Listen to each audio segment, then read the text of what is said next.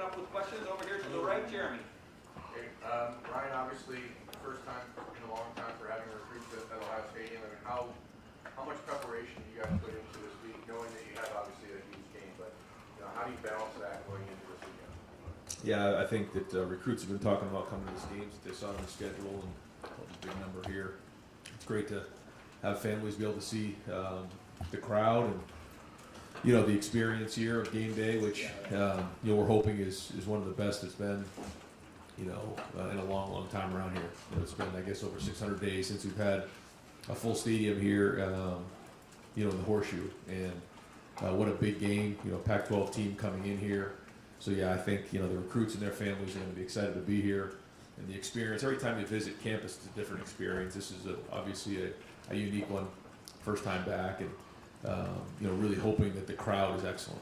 Is there expectation setting you have to do with kids coming from around the country and saying, hey, maybe not until after the game we can talk to you? Oh yeah. I mean, this is all about winning this game right now, and I assume they understand that they're not going to get as much attention as they typically would. Second row middle, Dave. Ryan, you talked about this after the game a little bit about just keep swinging. It seems like you guys stuck to the game plan offensively. How difficult is that? I think that can be maybe easier said than done. There's a great quote from Mike Tyson, everybody's got a plan until they get punched in the mouth. You guys seem to stick with the game plan. Just how difficult is that as a coach? I think you have to make that decision before you get out in the field, because you take the emotion and everything else out of it. When you're there trying to make those decisions in game, it gets hard.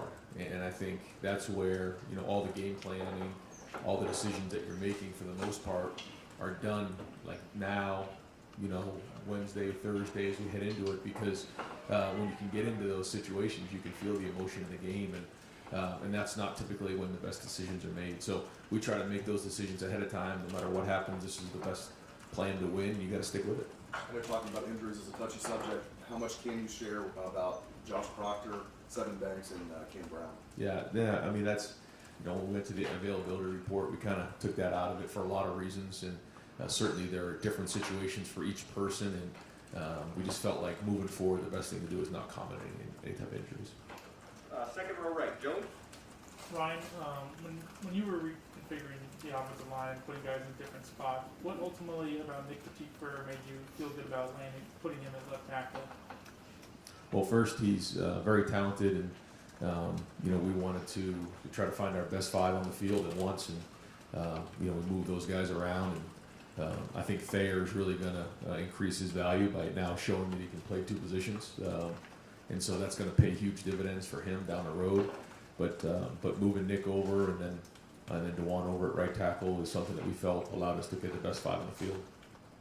Did Nick show any traits that you felt confident about him being left tackle specifically? Because obviously that's a position where you're going to face pass rushers like maybe Gavion Thibodeau this week. Yeah, I mean, we obviously felt like he could do it. He could do it on the right side. Doing it on the left side is a little bit different. If you're right hand dominant, left hand dominant, but it's still just as important that the right tackle and the left tackle are doing their job. So making that move has been good for him. We obviously has a huge challenge this week. Third row left, Dan. Ryan, we're running back rotation on Thursday. You guys had 4 guys in there. Nobody got more than 9 carries. Now that you come out of that first game, you had a chance to watch the film. Do you look at trying to shorten that rotation this week and get some of the top guys more carries? I think so. Yeah. It was a very unique game. I think we had 48 gradable snaps, and I think going into the last drive, I think it was 42. Very unique game, very strange game.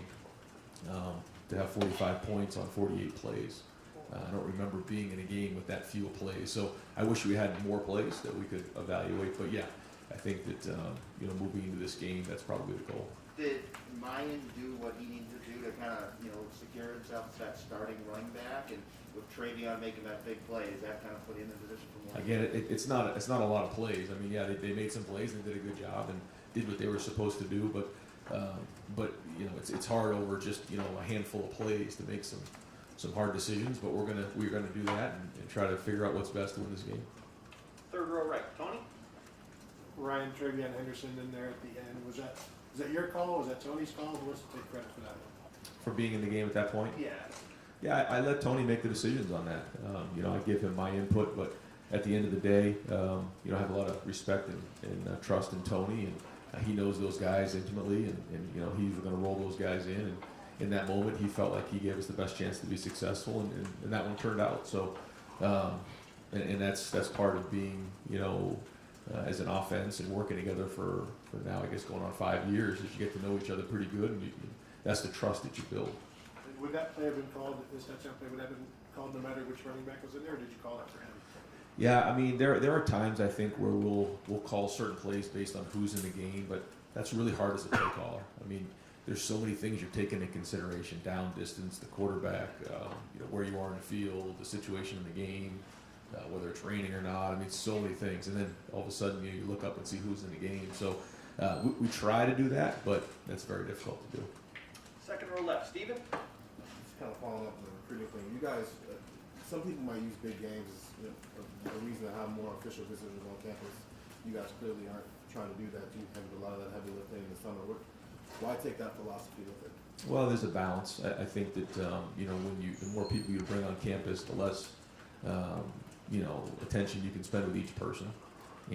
But there's also a part of being here on game day and seeing this type of environment. And I wish we could, you know, invite everybody in the country and take everybody on, but there's limitation on all of that. And you know, we want to make sure we're doing a good job with the people who are on campus. Far right over here, Clay. You talked about the need for a great atmosphere. There are 10,000 tickets still out there. How does that strike you, and any pleas for more?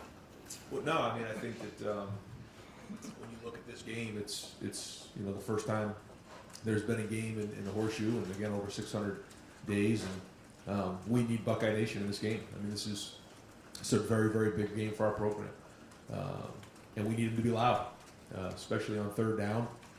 We need them to be loud when they have the ball. I think the last game that we played here was when Penn State played, and that was as loud as I've heard it. And we need that same type of environment here, and it's got to be an advantage for us. And they're communicating, and you know, if we can force them into a silent count, then that's an advantage us. And you know, the louder and the more we can feel this crowd, the better we're going to play. Do you think that's COVID? Do you think that's the price? That sellouts, a lot of places aren't automatic anymore?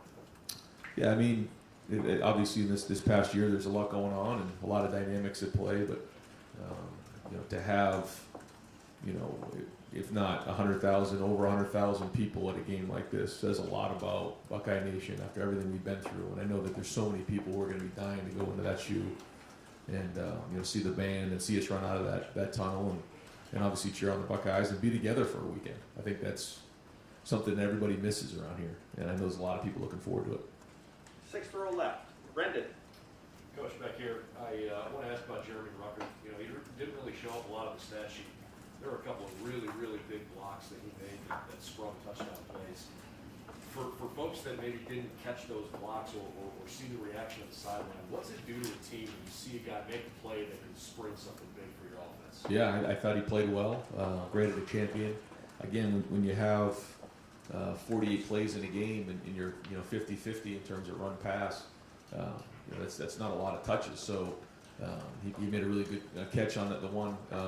You know, he executed that really, really well, and had a few other things designed for him that didn't quite go his way. But I thought he did a good job blocking, and I think that's a huge part of his game right now, is that he's become a well-rounded player. You know, he can do a good job in the pass game, but he also can block. And that's going to, you know, serve him well in the future and give him a lot of value and versatility. You spoke to us a lot last week about the importance of tackling in this game. On one hand, 50 carries for 200 yards with one big broken run is a nice number. On the other hand, some missed tackles. How did you evaluate that part of the game? Yeah, kind of like what you just said. There's some good things for sure. There was also some missed tackles. You know, the fourth down and one was disappointing that we let him score it out like that. But there weren't a ton of explosive plays, so that was good. But I think, you know, first off, we had a great running back there, and you know, Abraham, obviously terrible news to see him out for the season, because he's one heck of a back, runs really hard, and college football could really use him right now. And I know that's a big break, or a big you know, setback for that team, because I think that they're a very good team and very well coached. But you know, he broke some tackles. He did. We also got him on the ground at times. So, do I think it was great? No. Do I think it was awful? No. Somewhere in between. And then we got to grow this week. Different challenge this week. Very, very skilled and very quick. And so we're going to have to do the same thing. We're going to have to tackle and get guys on the ground. And then hopefully those runs, that went for 5 or 6 can go for 3 or 4, and then we get them on 3rd down. 4th row middle. Rob? Ryan, I'm doing something on Chip Kelly's influence on Oregon. I know you New Hampshire guys are thick as thieves. How closely did you watch what he was doing there, communicate with him during that time? Yeah, I mean, we talked yesterday, and we talk all the time. Very, very close to me. In the summers, his summer home is right across the street from mine. His wife and my wife are very, very close. So yeah, we've always stayed very, very close. Share thoughts and ideas and just about everything, not just football. And he's obviously been a huge mentor for me and a very close friend. Did you have an opportunity to go to Oregon at all? I know the timing didn't totally line up. Did you have that chance? We talked several times about going there. It was very hard for me at the time. I just had RJ, and I think Nina at the time was pregnant with Grace, and thought long and hard about doing it, but it was just too far to go at the time, and didn't want to, with a young family, go all the way across the country. And Chip was great. He said, "That's why I love you, because you love your family so much." And he said, "We'll coach together someday." And then, lo and behold, about 5 years later, we're out in San Francisco together, on the other side of the country, working together. So that's football. Last thing, did it surprise you that he jumped to the NFL at all? I'm sure you did he bounce that off you at all? How did you guys discuss that? No, I mean, he's a wonderful coach. He's had success at all levels. He just loves football, and it's great to see him building that program back up at UCLA.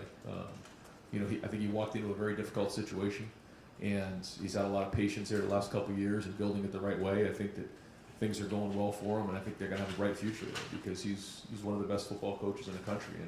And what he did at Oregon was unbelievable. He had a lot of success in the NFL too. At times, certainly at the end, it wasn't as successful as he would have liked, but now you can see it go again. And nothing's changed with him. He's still a great coach. He just inherited a tough situation, but you can start to see all the hard work coming back, and what a great win for that program. 2nd row left. Nathan? Looking back at the way CJ was used on Thursday, it seemed like with Justin, you guys didn't throw the ball behind the line of scrimmage that much at all. It seemed like there was more of that with CJ. Is that using his strengths? Is that because of the strengths of the guys you're trying to get the ball to? Kind of what was the plan like that? I mean, we've always had that stuff. Justin did some of that as well, and so did Dwayne. And we felt like in that game plan that fit what they were doing, and so we utilized that. And some of it is based on what the defense is giving us as well. And so we'll just kind of take each game plan and figure out if that fits, and if it does, we'll go from there.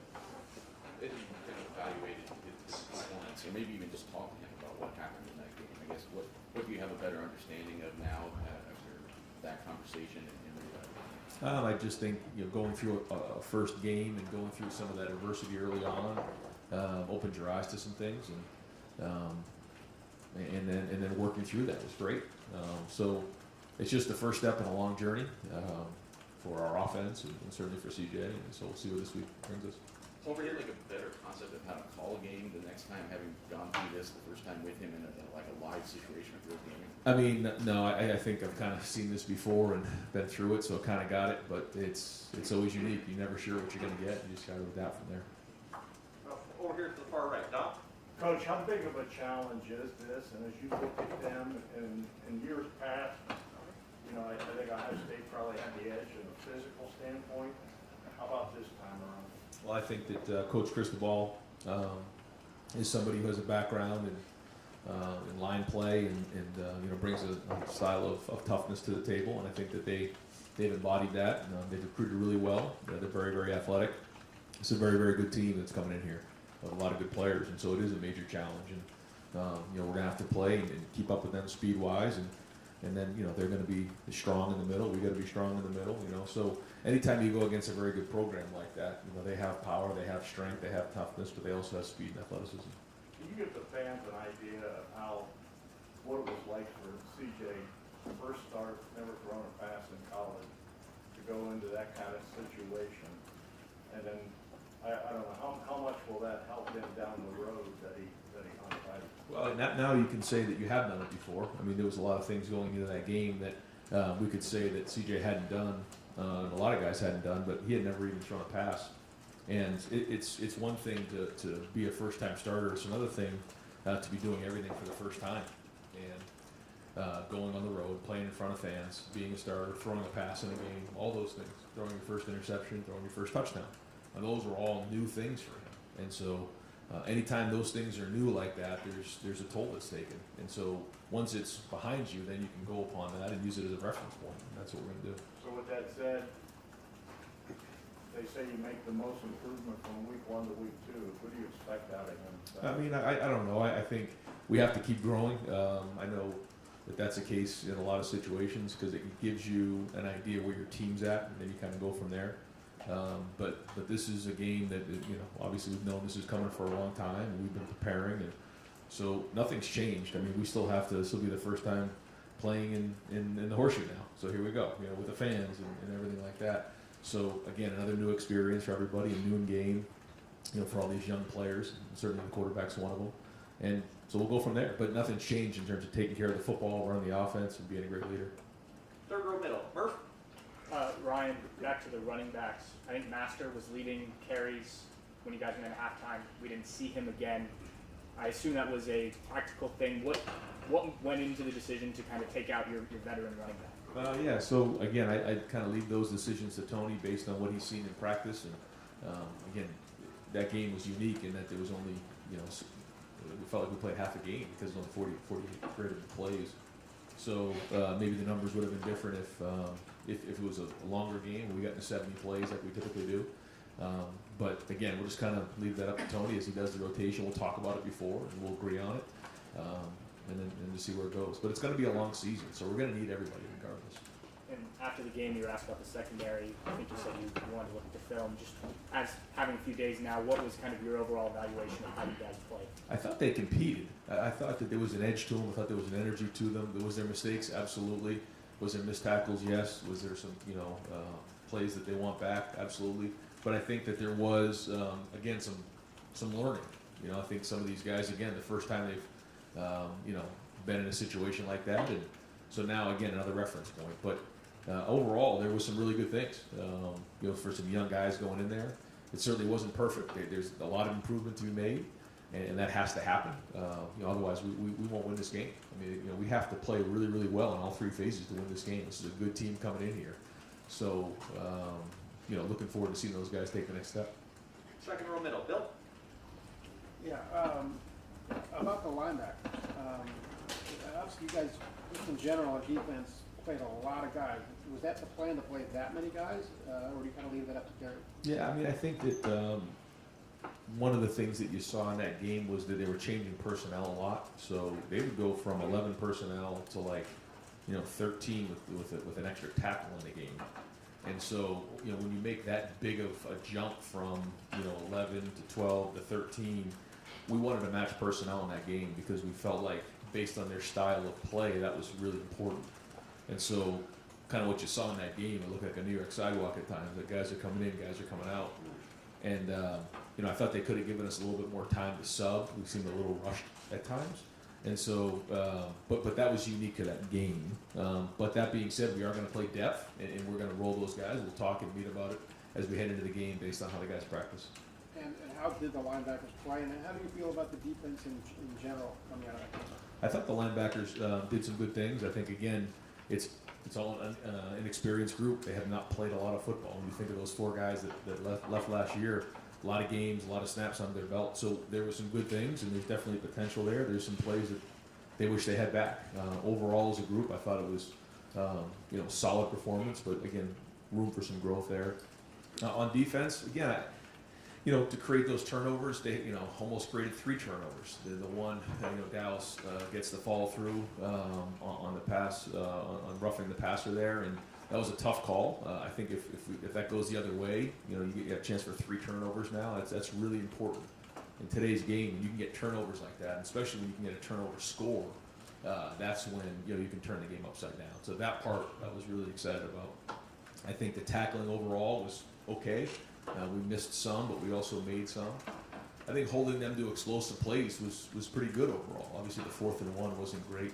I think we can do a better job in the red zone. So I think that there were some positives, but there were also some things we got to clean up. 5th row middle, Andrew. You guys are going to wear a helmet decal this week for 9/11. Can you kind of recall that day for you, and then what's the message that you're going to tell your team, considering many of them weren't even alive? Yeah. At some point this week, we're going to talk about what the significance of 9/11 is, and I think it's something. I was a junior in high school or a junior in college, and getting ready, I think for a Tuesday practice, and I believe it was around like 9 a.m. or 9:30, and getting ready to go to my class, and then all of a sudden it came on the TV screen, and didn't end up going to class because just couldn't believe what we were seeing, and just remember calling home and just for a few days after that not feeling safe. They canceled our game that day, and went out to practice and wasn't even sure what to do. It was just we had a player on our team who lost a family member, and it was just very, very real being in the Northeast. And so, it doesn't seem that long ago to me. And being from the Northeast, it was obviously a very, very difficult time. And this year brings up a lot of memories. 3rd row left, Mitch. Here I am. You guys played in empty stadiums last year. First game, you go on the road. What was it like trying to communicate? Did you have to readjust to communicating the coaches and players with each other on the field? After so much time, not having to worry about that noise. This past Thursday? Yeah, I mean, it was loud on 3rd down, and we had to handle that. We did have a couple of false starts where we could have done a better job of with the cadence being louder and being more deliberate with all of that.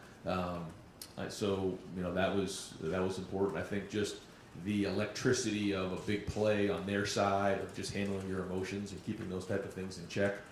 I thought for the most part we played with pretty good discipline going into that environment, though, for a first game with a lot of young players. This game will bring a new set of challenges on defense. I'm hoping it's really loud when the other team has the ball, and on defense they're going to have to do a great job of communicating in that area. And the same thing, handling the crowd and the electricity and the emotion of the game. Way back in the far right, Spencer.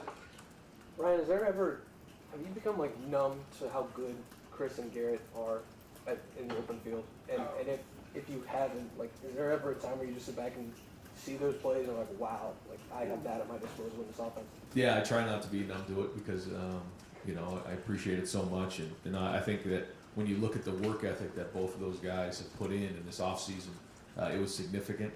And I think that the way that they've been practicing this preseason has allowed them to be, as dynamic as they are. And I think you're seeing them play fast right now and at a high level, and that's got to continue. But it's all based on how they practice, and they've really practiced well. I thought their attitudes and their work ethic have been excellent this preseason. So if they can continue to bring that work ethic every day, that same attitude every day, it's going to go a long way for the offense. I guess in that same vein, seems like you guys challenge those guys to really focus on the little things. When you guys do that, see the way they work and see it on the field, have you seen those little things just become easier for them and get them getting better at those things? Yeah, 1,000%. Yeah, I mean, we really see it every day, and sometimes it's on routes that they don't get the ball in practice where you see somebody running a backside route where maybe they're 3rd or 4th in their progression and they probably aren't going to get the ball, but they're working on something significant at the top of their route to make them better. And the quarterbacks and everybody notices those things, and that makes them better. When you're young, I'm not getting the ball right here. I'm just going to kind of go through the motions. But those are the type of things that we're seeing, and it is paying dividends. 2nd row right, Austin. Well, I'm not sure when Whitworth found out he might have been starting, but it was a tough situation for at that position. It's important as it is. What did you make of his debut? Yeah, I mean, there was some good plays. There were some not so good plays, but for a guy to get thrown into the fire, it was a hell of a start. I mean, I think that he really handled it well for a young player, and I'm proud of him. Now he's got to go. Now it's more than that. He's got to continue to build on that. But again, to get thrown in there and handle it the way he did as a young player was pretty impressive. Did he do enough to keep that spot, or is Harry a long-term issue? How will that? I'm not trying to get into the availability report. Sure. How will that shake out for your line? Yeah, I mean, we're going to keep practicing, and you know, if Luke keeps doing what he's doing, then he's going to obviously play a lot. So, you know, we'll see how this week shakes out, but he's now proven that he can play in conference play. But this is a new challenge. This is the Pac-12 and one of the top teams in the country against a really good you know, defensive line. So, you know, we'll see how this week shakes out. Second row left, Bill. Ryan, I guess there's some uncertainty as whether or not Kayvon Thibodeau will play, but I'm sure you're preparing as if he will. Just what stands out about him when you're watching the film? Yeah, I mean, very, very talented, very explosive, can create a lot of disruption, very strong, you know, can see things fast, change direction, and just has a knack for the ball. So it's a big challenge for our guys, and you know, we've played against good players before, but he is very, very talented and probably one of the best players in the country.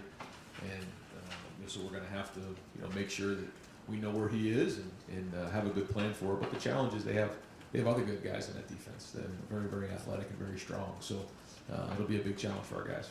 And what Nathan was asking about before with the passes behind the line of scrimmage, like when you're going to package those bubbles with the run game and the defense is just going to like give you a free 6 yards basically on the outside, like how do you, I don't know, how do you balance just like thanks for the 7 yards when I still want to take shots down the field and being explosive offense? Yeah, I mean, we want to run the ball. We want to stretch it horizontally and then stretch it vertically. That's the idea of the offense. And so the only way that works, though, is if the guy's on a perimeter block. I mean, those plays, they look easy, but they're not. Guys have to do a great job. And the execution on that when you're out in space is a lot different than when you're in tight quarters running the football, where I'm kind of blocking my guy and he's on my body and I can – out in space, there's just a lot of room in there. And so the detail of the spacing, of the blocking, of making sure we don't get penalties out there, and then the receivers catching the ball, knifing, and becoming a running back. Those are all the things that come into play with that.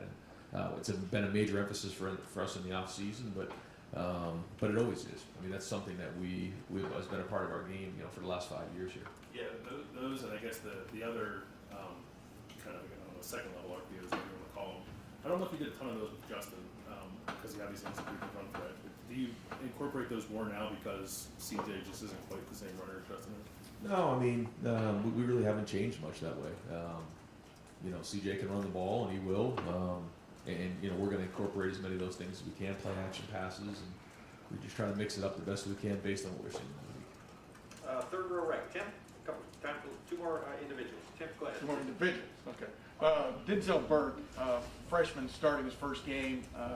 What was just your impression of the way he played? You touched on it a minute ago, but he seemed to almost get better as the game went on. I think so. And I think the best, you know, obviously the best football's ahead of him. He's just a young, true freshman out there playing in his first game, and it's a conference game on the road. And you talk about getting thrown to the fire, but he's competed since he's got here. He practices really, really hard, and he deserved to start. He did. And it's based on how he worked in the spring, how he worked in the preseason. And I think if you ask our receivers, you know, he's a very, very talented young man. Now he's got to continue to grow. He's got a long way to go. He's going to make some mistakes, but if he can learn from those mistakes, then he'll have a chance to be a very good player down the road. You know, you watched Thibodeau lead the game. It seemed like, for want of another term, the ferocity kind of left Oregon's defense for a while, and it came back in the fourth quarter. Like you just pointed out, some guys stepped up, including that Justin Flo kid. But what just stands out about them, about the way they play defensively? They're downhill. They have a lot of speed. They're very well coached. Coach DeRuiter is a former head coach. Was at Fresno. Was at A&M with Von Miller down there. And you know, he really knows what he's doing, and he creates a lot of chaos. He brings a lot of blitzes, and they have a lot of speed, and they get to the ball fast. This is a good defense that we're going up against. Hey, one of the quickie. What did Chip Kelly? What is his legacy right now in college football? What he brought? I mean, obviously, even Urban went out there and studied him a few times during his sabbatical year of 2011. But what has he kind of opened up for everybody, including yourself, offensively, the way to attack things, et cetera? Yeah, I mean, he's obviously meant a lot more to me than anybody else, you know, in terms of just in my career. But you know, I think certainly. When I played, he actually went to visit Kevin Wilson when he was at Northwestern. He visited, you know, a lot of different coaches along the way. And really, when that spread offense was making its run and the no huddle was making its run, and he was on the forefront of that. And then to see what he did at Oregon, and then from there, I think that he was one of the guys who were I guess could you say would be responsible for the spread offense, for the no huddle offense, and one of the pioneers in that area. But I think that you'll find, I mean, he has a great football mind. It isn't just about being a spread guy. I mean, he can do it in 22 personnel or any other way and attack you. But I think that if somebody were just to ask the average person, what do you think about his legacy in college football at this point, I would say it's probably something like that. And final questions, second row middle, Doug. Ryan, at times in the past you've expressed admiration for the throwaway by the quarterback, make a good decision, just get rid of the ball. The opposite side of that, how do you evaluate maybe when something is there and the quarterback doesn't throw it? Maybe he's just a little uncertain, especially with the young quarterback. And I don't know how many times that might have happened with CJ, but how do you evaluate that and then work with them to, hey, that was a time where you could have let it go? Yeah, I mean, that's the balance. That's the art of playing. And, if you have to have too many of those conversations, you probably have the wrong guy. So, there's just certain times where you see a guy open, you miss the throw. Why is that? Your feet not right, your eyes not right, those type of things. If for whatever reason the ball wasn't thrown and it was supposed to be thrown, then that's a whole other set of issues that we have to figure out. I didn't see that a lot. I think he saw the game pretty good. He did miss a couple things, but that's part of playing in your first game. And he also made a bunch of throws too. Certainly the one to Chris, 1 inch in, right over the top of that flat defender to the field was an excellent throw, and then made a couple other ones as well. So there was some good, there was some not so good, but again, that's part of playing. And again, on Thibodeau, especially assuming he plays, it seems like most rush ends now, they'll move side to side, right? I mean, even the 4 series he played, he was on the left side sometimes the right. Mm-hmm. With a younger tackle like DeJuan, do you kind of expect, hey, they might try to put Kayvon over him more? And just specifically on DeJuan, handling a matchup like that, how you guys might help him there, do you think you could see that a lot? I mean, they move him around, like you said. They can put him to the left, put him to the right, move him all over the place, and it'll be a challenge, for both of our tackles. And they just have to continue to work hard, and have a plan, and do a great job of preparation this week. And there might be times where they get beat, and certainly we don't want that. But if that happens, they're just going to regroup and keep playing. But we have some really good defensive ends here that those guys go against every day, and so they'll be prepared, and we'll have a plan to help them. And is it just the name of trying to get more plays for the offense? What about like on the big throws to Chris and Garrett, if instead of them going like 60 or 70 yards, they take a knee after like 20? I think we're probably just going to let them go. Just trying to help. With that, Coach, we're going to let you go. All right.